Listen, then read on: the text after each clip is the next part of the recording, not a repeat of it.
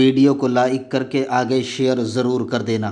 ہر فن ملاؤ کوئی ضروری نہیں ہے، لیکن سبحان اللہ یہ اپنے نبی کی کوالٹی ہے کہ جب مصلی امامت پر کھڑے ہوتے ہیں، توجہ کریں اپنے آقا کی شان کیا ہے۔ انگریز مفکر کہتا بیوٹی کے ساتھ کوالٹی ہو تو عشق کیا جاتا ہے، ہم کہتے وہ کون سی کوالٹی ہے؟ کوالٹی بیان کر، بتانا ہمارا کام ہے کہ ہمارے نبی میں کس شان کی تھی۔ اللہ اکبر، اللہ اکبر۔ میرے نبی مصلی امامت پر کھڑے ہوتے ہیں تو ان جیسا امام کوئی نہیں، کیونکہ ان کے مقتدی کا نام آدم، ان کے مقتدی کا نام نوح، ان کے مقتدی کا نام شیس، ان کے مقتدی کا نام ایوب، داؤد، ذوالکفل، عزیر، موسیٰ، عیسیٰ، یہ ان کے مقتدیوں کا نام ہے۔ نماز اقصا میں تھا یہی سر، ایا ہو مانی یہ اول آخر ہے، دست بستہ وہ پیچھے حاضر جو سلطنت آگے کر گئے تھے۔ لیکن جس وقت اللہ اکبر سلمان فارسی آتے ہیں، یا رسول اللہ میرے آقا نے مجھ سے کہا ہے کہ اتنے پودے لگا کر دو، جب تک لگا کر نہیں دیں گے اس وقت تک کہ وہ مجھے آزاد نہیں کرے گا۔ دنیا نے دیکھا کہ اللہ کا محبوب اللہ اکبر جس کی شان یہ ہے کہ وہ نبیوں کا امام ہے، سلمان کے لیے درختوں کو زمین میں لگا کر کسانوں کے لیے اسوہ عطا کرتے ہوئے نظر آتے ہیں۔ لیکن ایک بات ہے، بڑے سے بڑا ماہر کسان یہ جانتا ہے کہ اس کو دانا نیچے کون سا رکھنا ہے، یعنی دانے کو کا کون سا حصہ نیچے رکھنا ہے اور کون سا حصہ اوپر رکھنا ہے۔ دانا آڑا ہوگا تو کیا نقصان ہوگا، نیچے والا حصہ اوپر، اوپر والا نیچے ہوگا تو کیا نقصان ہوگا۔ یہ آج کل اب اس کا خیال نہیں کیا جاتا کیونکہ اب تو مشینوں کا دور ہے، لیکن جب ہاتھوں سے رکھے جاتے تھے تو دانوں کا نیچے والا اوپر والا حصہ بھی اور کسان دیکھ کر سمجھ جاتا تھا یہ دانا، یہ جو دانا ہے تو اس میں نر کی صفت ہے یا مادہ کی صفت ہے۔ دانا دیکھ کر کسانوں کو علم ہوتا۔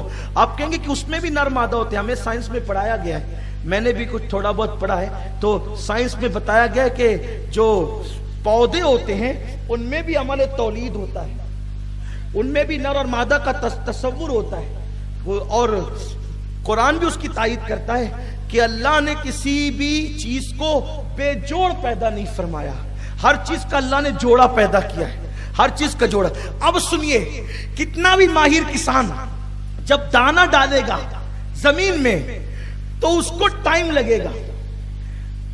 کسانوں میں یہ بات مشہور تھی پہلے کہ اس کے ہاتھ سے پودا لگواؤ، اس کے ہاتھ کا پودا زیادہ پھلتا پھولتا ہے، تو کوئی اس کے ہاتھ میں برکت تھوڑی ہوتی تھی، بلکہ وہ یہ فن جانتا تھا کہ پودے کو کس طرح زمین میں رکھا جاتا ہے تو پودا اٹھتا ہے اور بہاریں پاتا ہے۔ اللہ اکبر۔ لیکن کتنا بھی ماہر کسان جب دانے کو یا پودے کو اپنے سارے فنون اور کوالٹی کے ساتھ زمین میں رکھتا ہے تو کم سے کم 1 مہینہ، 2 مہینہ، 3 مہینہ وہ پودا ٹائم لیتا ہے پھل دینے کے لیے۔ لیکن یہ میرے نبی کی کوالٹی ہے، ادھر سلمان کے باغ میں نبی پودا رکھتے ہیں اور آگے بڑھتے ہیں تو وہ پودا جوان ہو کر کے اسی وقت پھل دیتا ہوا نظر آتا ہے۔ کوالٹی کسانوں کے لیے بھی حضور اسوہ دے رہے ہیں، یہ کوالٹی ہے۔ اگر بات آئی ہے خندق کھودنے کی،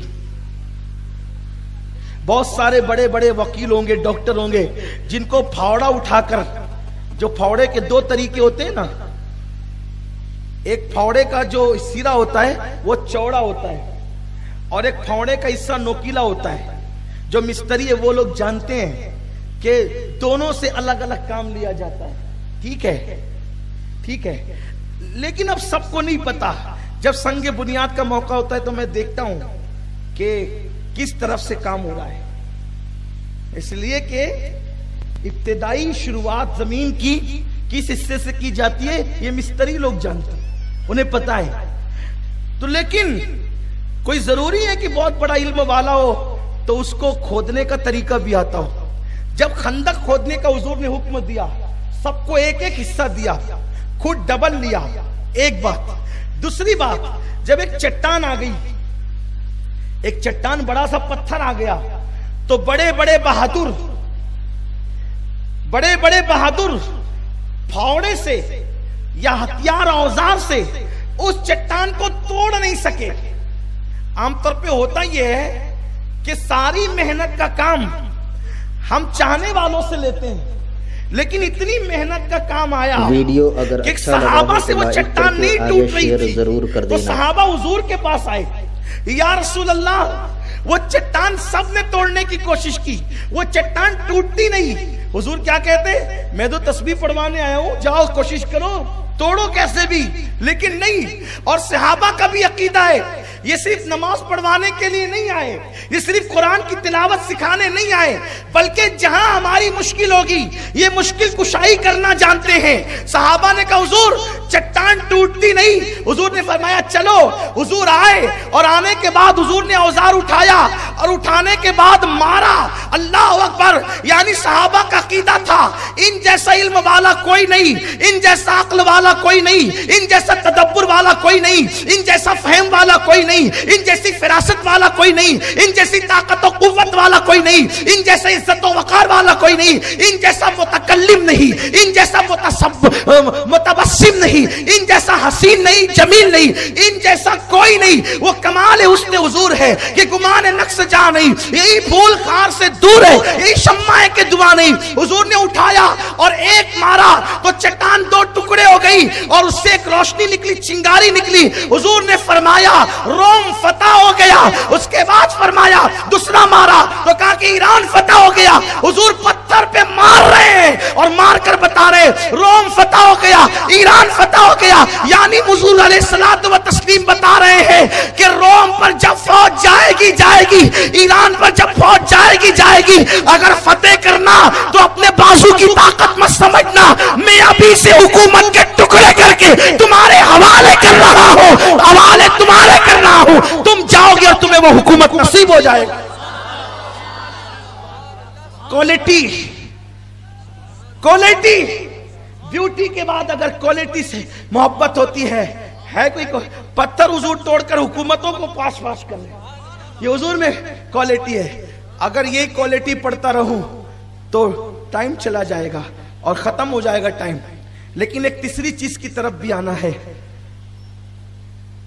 بیوٹی بھی ہو، کوالٹی بھی ہو، پھر بھی عشق نہیں ہوتا.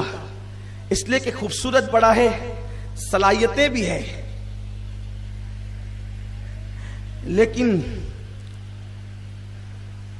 سامنے کچھ ہے پیچھے کچھ. تو اس نے کہا